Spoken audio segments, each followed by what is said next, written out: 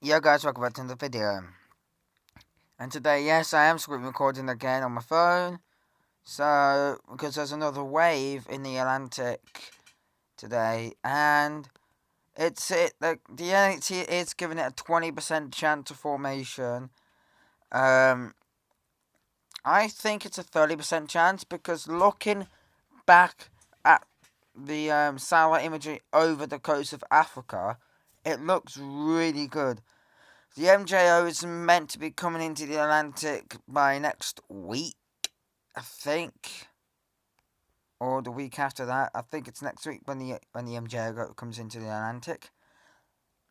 It's just in the southern Caribbean now, so as soon as it comes all the way into the Caribbean and the MDR, we could see Grace could form. I have heard some of the models that when Grace can form, but Grace might form and do what Elsa did, become a hurricane, but really significantly impact the Dominican Republic, Jamaica, and Cuba and Florida, and the outer banks of Florida, New Jersey, and Michigan and all that. So yeah, that's the worst case scenario, is for it to go in between the Dominican Republic and um Cuba, over Florida, and then back over the Gulf Stream. This is the worst case scenario. Make landfall, or a short glance, seeing landfall, or a scrape along the coast of North and South Carolina. They make landfall in New York, Michigan, Boston, Newfoundland, and all that. So yeah. And anyway, guys, there is they are still giving a 10% chance of that wave over here. Looks, well, it doesn't look organised whatsoever. I'll tell you, it's just 100 miles south of the Cabo Verde Islands now. Which, to be honest, if I show you, if I go in tropical if I show you tropical tidbits, if I go into tropical tidbits, yeah, I'll show you analysis tool, ocean analysis, North Atlantic, right, it's 100 miles south. So, as you can see, it's in 26 to 25 degree waters. So, it's in 26-degree waters. So, that is conducive for tropical development. But it won't be conducive for long, because 25 degrees is not really that good. It's good for subtropical storm development, but you know, it's not really that good for tropical development. And you see where that pink patch is right here, where those 29s are there, that is some 30 degrees coming up. So that's very rare, actually. 100, that's, I don't know, that's a couple 900 miles south of, you know, Bermuda, that's it. Bermuda has got 28 degrees, 27-degree waters surrounding around it. So, you know, if a system could form up there, you know, it might have a chance of becoming a hurricane, because it's got 27-degree waters there. And plus, even if it moves north, northwest towards, you know, North Carolina or South Carolina, it will have all this warm water here to really ramp up in intensity. Like, same with the if anything forms in the Gulf, you're screwed this year. Because, yeah, forecast models though, they're still predicting something off the coast of North Carolina. They aren't predicting that wave to form, but there is a wave that does form over here. This one near the Leeward Islands forms near, and no, that forms in the where Cuba, Dominican Republic, Florida, so no, it might become a major hurricane. But if you look at the models, if you have a look, you see this storm here, this wave here, because of 1005, and then weakens, and then does nothing much after that. But we have to watch for some development here, because we see a 1009 millibar storm, and where, Hurricane Eta and Iota make landfall last year. And now we could have a subtropical ridge up here, where this high pressure system is here. Could have a tropical storm coming off the coast here. Maybe some more tropical waves coming off the US coast. There's a system that does come off the US coast here as well. Doesn't really does nothing. So yeah. That was by this standard model. So I don't know when the MJ is coming into the Atlantic, but I know that some of the forecast models are saying that we might, long range, and we might get a major hurricane, which is bad. I think this season is going to be a bit like 1995 actually, or 2011. It's 2011. I'll show you 2011. 2011. There we are. This was 2011. So most of the storms didn't become strong in the thingy. We had 4 major hurricanes in 2011. But I honestly think that this year we'll have more, because we'll be going to a much stronger La Nina this year, and obviously we are predicting more storms, more named storms, more hurricanes, and obviously more stuff, more dangers to more like the more of the ACE and that. Right, if you have a look at 2013, but didn't even have any majors, Jerry, was it Jerry? No.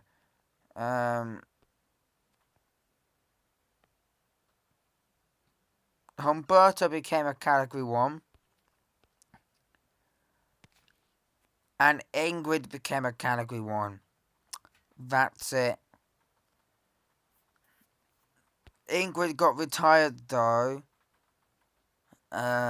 because it did do some significant damage to Mexico and all that. And then Karen was a short-lived storm. Andrea was a short-lived storm. Dorian was definitely a short-lived storm, formed in the MDR, and actually it did reform, but my analysis say that it didn't, because wind shear was too strong. Gabrielle affected the Bermuda. Lorenzo, just stayed out in the open Atlantic. Same with Melissa, same with Jerry, same with Erin, same with Chantel. Well, actually, Chantel affected the Leeward Islands. So I'll tell you what storms didn't really do that much. Gabrielle, Lorenzo, Ingrid. No, not Ingrid. Well, to be honest, our main bulk of activity was in the Gulf because you got Barry, Fernand, Ingrid. You got eight tropical depression 8. Karen, Dorian didn't really do much. Gabrielle didn't do much. Lorenzo didn't do much. Melissa Humberto didn't do much. Jerry didn't do much. Yeah, those are the storms that didn't really do as much. But yeah, 2014 was also a quiet year, but it also had 2 major hurricanes. Had Gonzalo and had Edward. Now, Edward only became a brief Category 3. In my analysis, I have it a little bit higher, a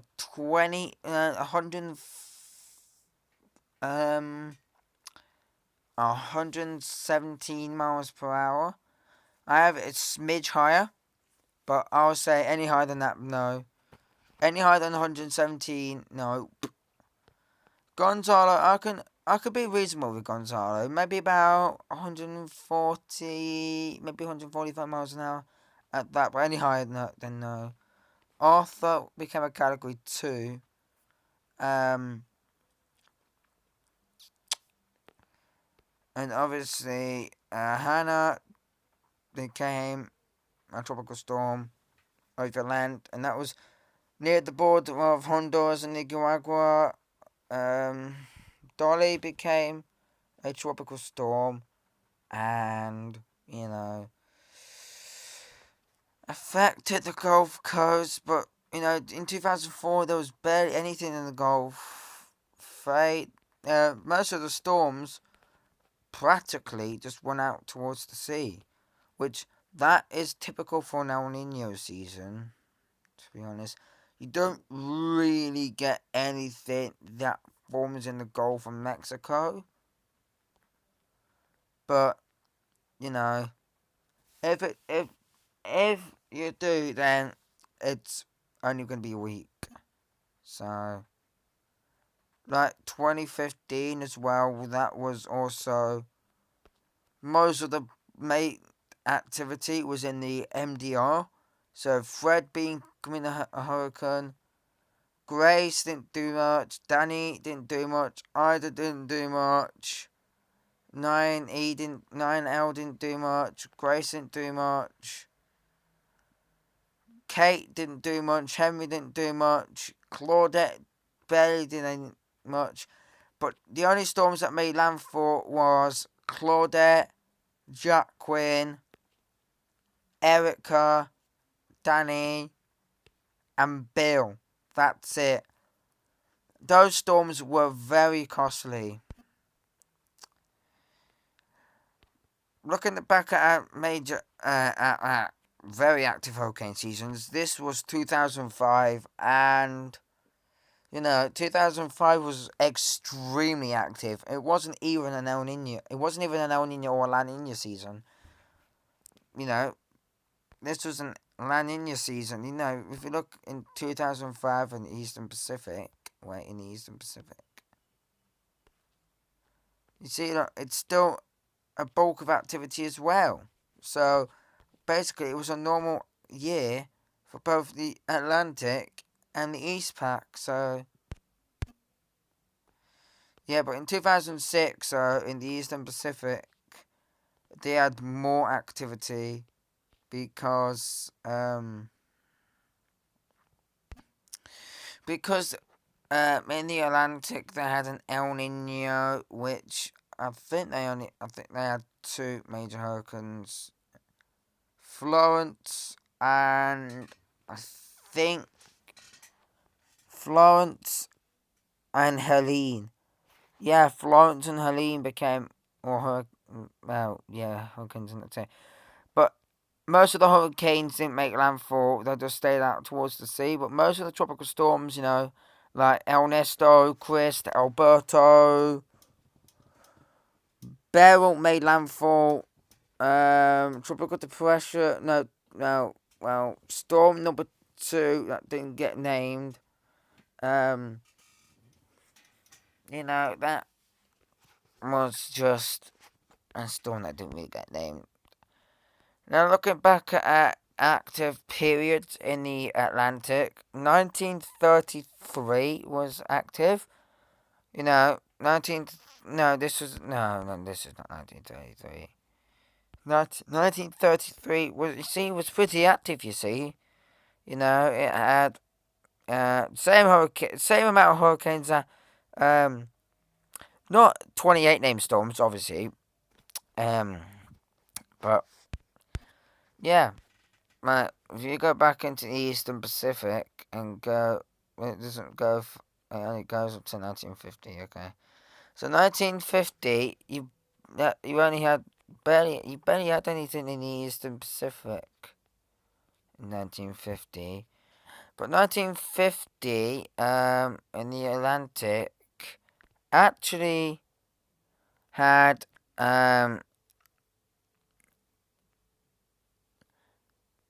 King, Easy, Item, Howard, Love, Abel, Charlie. This was an active season, 12 that didn't get named for some odd reason. Jing, George, Fox, Charlie. Most of them didn't get named, but 2003 was also active as well. Was also pretty active as well. Same with 2004, 2005. You guys mainly all the major hurricanes didn't make landfall, which was really good, to be honest. Claudette made Claudette, well, you did have some hurricane glancing landfalls, but the high pressure system wasn't that strong, to be honest. So, right now, guys, we're looking at 1999, and I just had 13W has intensified to a 50-mile-an-hour tropical storm by our analysis. This is by Force 13. I am actually giving 13W. I can't look at the JTWC at the minute, but looking at the models of 13W, which I'll show you now, it actually looks pretty good on satellite imagery. But tropical depression Hilda does not look good. But Invest 91L actually looks a bit better for some reason. So yeah, I'm gonna end the video here soon. About 3 minutes, but yeah, this is being shared. The LOC is not really as defined as it should be. Water vapor says it differently. It's not really in a moist environment. It's not really in the moist environment. Or is it? I think it might be. It's just a wind shear, fam. It's just a wind shear. It's way too strong. So yeah. Anyway, guys, hope you enjoyed this video. Don't forget to like, comment, subscribe, share. Share this with your family and friends on Twitter, social media, Instagram, or whatever you got. If you don't have social media, then, just send it to your friends on WhatsApp, or your family on WhatsApp, or something like that. So, yeah. Anyway, don't forget to like, comment, subscribe, share, and See you in the next storm. Peace and have a great day.